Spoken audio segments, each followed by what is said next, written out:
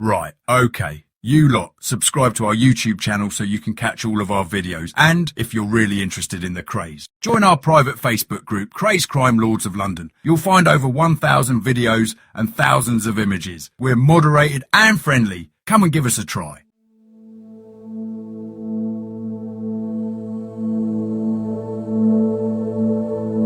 One Friday early in 1965, Ronnie Kray and Big Tommy Brown, Brownie the Bear, took me on a taxi tour of the West End.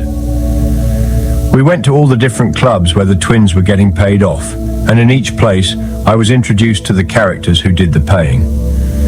First, he introduced me to Franny Daniels at the Mount Club in Mount Street, a good upper-class spieler.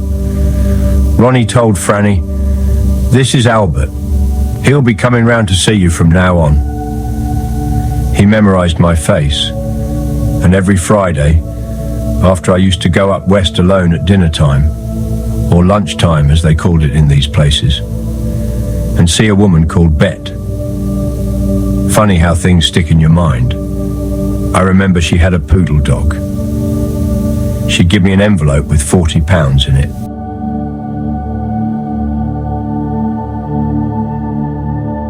Then Ronnie introduced me to Joe Daigle, Pauline Wallace's partner at the New Casanova. He told Joe I was now the collector. After that, I called on Joe every Friday to pick up £50. The exchanges weren't menacing. It would be, "Morning, happy day, raining out." There was no money counted out. I'd just collect the envelope. Nobody begrudging it because this was already a recognized routine. All I did was take over the existing round. Joe Daigle was a white-haired man in his 60s. He had a little flat at the top of the club. I'd go up there, have a coffee with him. He'd be having his toast and marmalade, reading The Sporting Life. We'd discuss the weather. And there's the envelope just like that. When we'd finished talking, I'd say, "Right, see you later. Back next week, gone." I'd be off to collect from another place, the Grosvenor. I never made any threats. I just picked up the money. Any heavy business had been done well before I arrived on the scene, but even then it would not have involved direct violence. You never threatened people or smashed the place up. You'd say, "Look, you're opening the gaff and we're looking after it, so where do we come in?"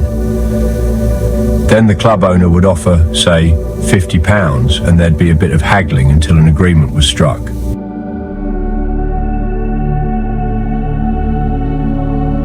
In a lot of cases, club owners would have come to a 9 o'clock meet to ask the twins to look after the places, so there had always been prior negotiation before I turned up for the envelope.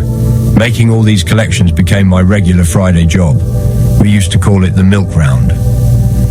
I would get up, skip the 9 o'clock meet and get to the West End, often by public transport. First, I'd do one casino, where I would go upstairs, drink a cup of coffee with the old boy there and have a friendly chat. There was no, "Here, give us the dough," none of that business. I would just collect an envelope from him, then pop onto the Mount Club. I'd do 2 or 3 other places, then it would be back down the East End to do all the little piss holes, as I called the gambling clubs under the twins' protection. From each spieler, I'd collect 10s or 20s. I used to go to the Little Dragon, up an alleyway off Whitechapel Road, to collect a tenner from Dutchy Sam. Then I'd go to Dodger's. His real name was Silvers, and he owned the 20th Century Club in Brick Lane on the corner of Fashion Street. Either Dodger or his runner Boris would give me £15. Then I'd go to Benny the cab driver's. His club was above a women's dress shop, pretentiously called a costumier, in Commercial Road. Benny gave me just £15. This was a good deal for him, because most of his patrons were his old mates from his days as a black taxi driver. These guys were compulsive gamblers who would do a few hours' work, lose all their takings playing Kaluki. Then they'd go out and drive for a few more hours and come back and gamble it all away again. I would always do the milk round on my own. In his book, Tony Lambrianou says he accompanied me on a round and watched me pick up 40 envelopes. I would have looked like a bloody postman with 40 envelopes in my pocket, but that never happened. I never took anyone with me, certainly not Lambrianou. The idea of one man doing it was so that you didn't expose the twins' business. If I'd have taken anyone on the milk round, we'd have shown out. When I had to go to the West End, either I went by public transport or I took a separate cab to each location. I couldn't even take one of our own drivers along because they would learn my rounds. Then they could inform on me and the twins, either to other criminal gangs or to the police. That was a risk we just couldn't take. None of the people who were paying us would go to the police themselves, partly because we were giving them a genuine service. If they hadn't paid us, so we would be on call with instant muscle if ever they had trouble. They would surely have had trouble from some other mob. The mere fact that they could spread the word that we were protecting them was enough to frighten off every other mob in town. I know this because sometimes people would come directly to me to get other people who were demanding money off their backs. I would tell a victim to tell each troublemaker, Albert says, if you don't behave yourself, then I'm to pop round and see him. This way, there was no threat of violence, yet the troublemaker knows he must lay off the guy. But now this victim is indebted to me for the service I've performed, so he's got to come up with money for me instead. He knew he would have to do this. That was understood right from the start. Only he's doing it willingly. Such a man would now become my private business, nothing to do with the twins.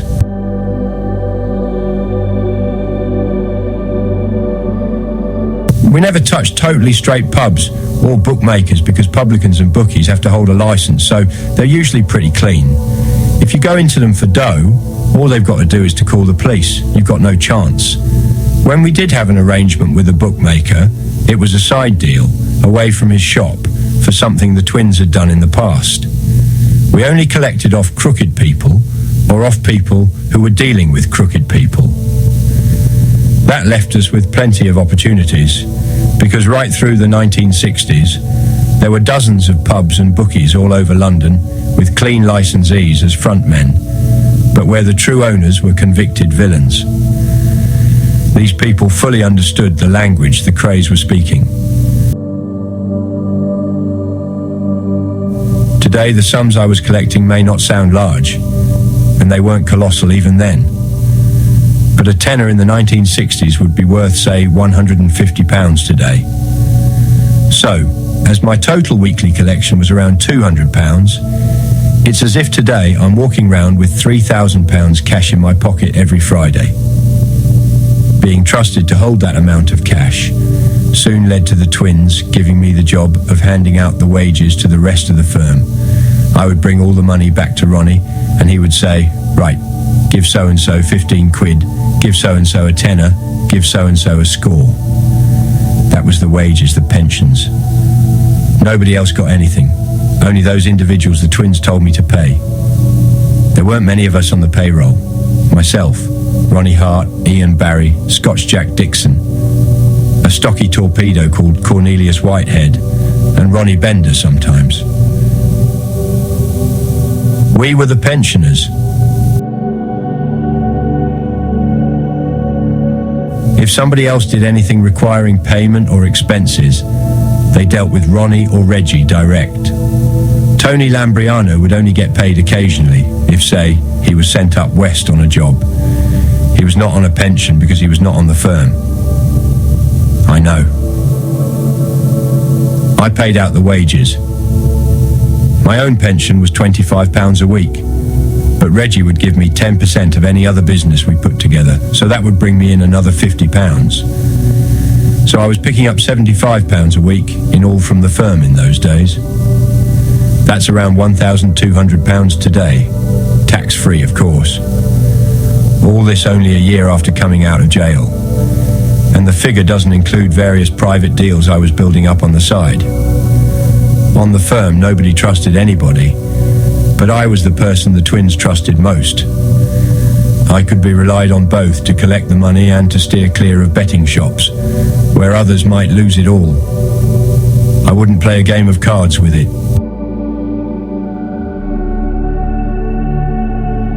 I would do whatever job the money was for, and the twins got everything that was left. Another good reason for making me the firm's paymaster was because I could count. There were some real thickos among us who just couldn't add up. Some had more severe disabilities. Once, Ronnie Kray bought a Christmas tree and a set of fairy lights, and I watched as Ronnie Bender tried to set up the light circuit. It was so simple, basic school science stuff, but he couldn't manage it. I thought he was going to electrocute himself. The twins would try each person on various jobs. Then if they wanted someone to perform a particular task, they'd say, "Oh, Albert's capable of doing it."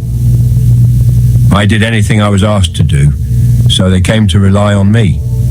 On that basis, I got a lot of additional work. They would loan me out, on contract you might say, to friends or allies who were a bit short-handed or who genuinely needed protection. One such man was my old bookmaking boss, George Mizell, under whose board I had worked years before at the Point to Points.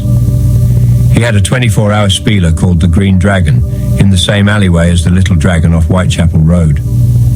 Now, when I was having time off from the firm, I used to go there privately to play cards and relax.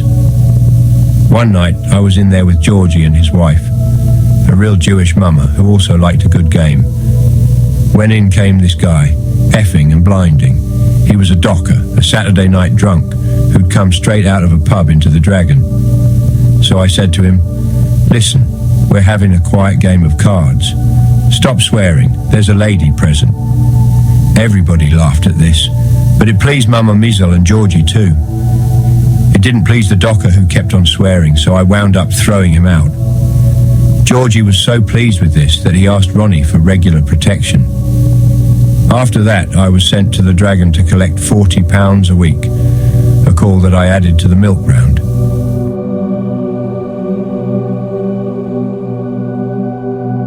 Then one day in 1965, Ronnie called me up and said, "Mizell's had a bit more trouble up the Dragon, and he wants to know, can he have you working there?"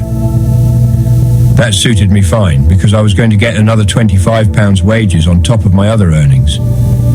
And the twins didn't mind because I was still collecting £40 from the house every week for them. The job at the Green Dragon, where I was part doorman and part storeman, led to me looking after another spieler, the Silver Spinner in Stoke Newington, Harry Cashman's place. He was known as Boot Cashman because he had a boot-shaped nose that had been broken a few times. The spinner opened early in 1965, and the twins had a piece of it right from the start. I was there at the opening when there was a row between Jack the Hat McVitie and a Greek guy. The Greek pulled out a gun and Jack pulled out a knife. I jumped on Jack's back and pushed him away and took the knife off him. Then I faced the Greek who was still waving his gun about. I realized the guy was trapped. All he wanted to do was get round the room to the door. These people in the club were all fussed, so I said to them, "Just back off, leave it." And I went towards him as he sidled his way round. I could see he didn't want to shoot anyone. He just wanted to get away. So I got him outside and let him go. I didn't even try to disarm him, but when I walked back inside, these people thought I had done a very heroic thing.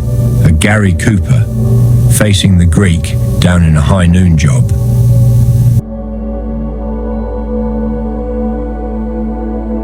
After this, Boot Cashman asked the twins if I could work there on a regular basis. I became the spinner's houseman and doorman in return for another £20 a week. But again, the twins were copping on the side. That money was collected by Billy Exley, an old lightweight boxer. These kind of incidents, exaggerated in the retelling no doubt, kept boosting my reputation, leading to more work. There were some Americans who rented part of the spinner to run blackjack games. They also had tables at the Starlight, a spieler in Stratford Place off Oxford Street. One night these Yanks were held up there by a little firm who lined up the dice and blackjack croupiers and forced them to remove their trousers, then walked off with about £400. I was at the spinner that night when the Yanks ran back and told us. They needed somebody to protect the place, so they wanted me there, all because I'd faced down this Greek with a shooter.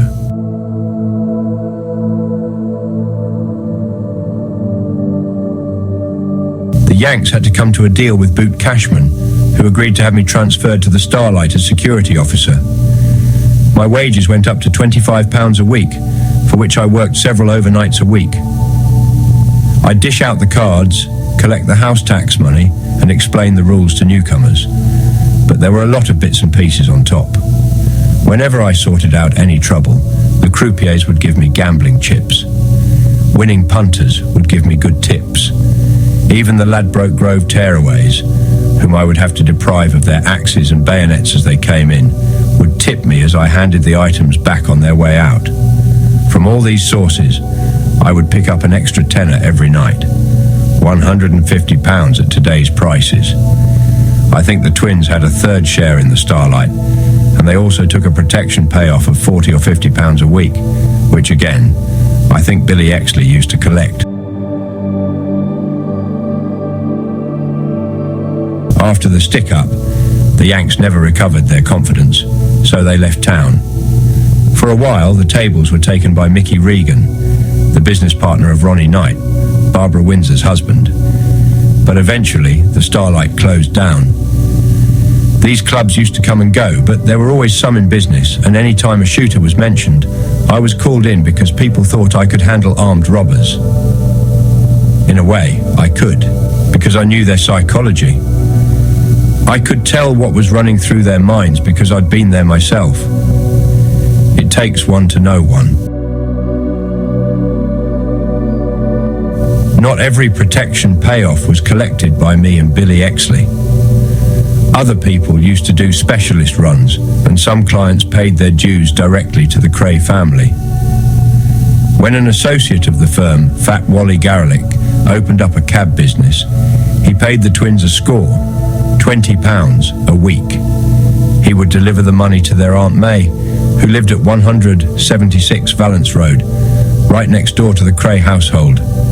She knew nothing. As far as she was concerned, it was just an envelope for her lovely nephews, Ronnie and Reggie. If only the entire operation had been as cosy a family business as that arrangement makes it sound.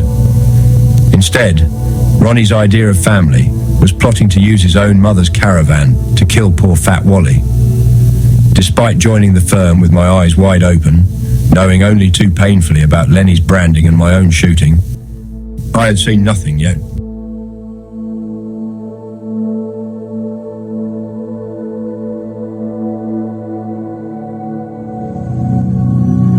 Thank you for watching. If you enjoyed the video, please join our Facebook group. It's called Krays Crime Lords of London. We're a friendly moderated group with over 1,000 Kray and other celebrated gangster videos available for view. There's also thousands of images in the photos sections. The link for the group is in the YouTube description section. I hope we see you there soon.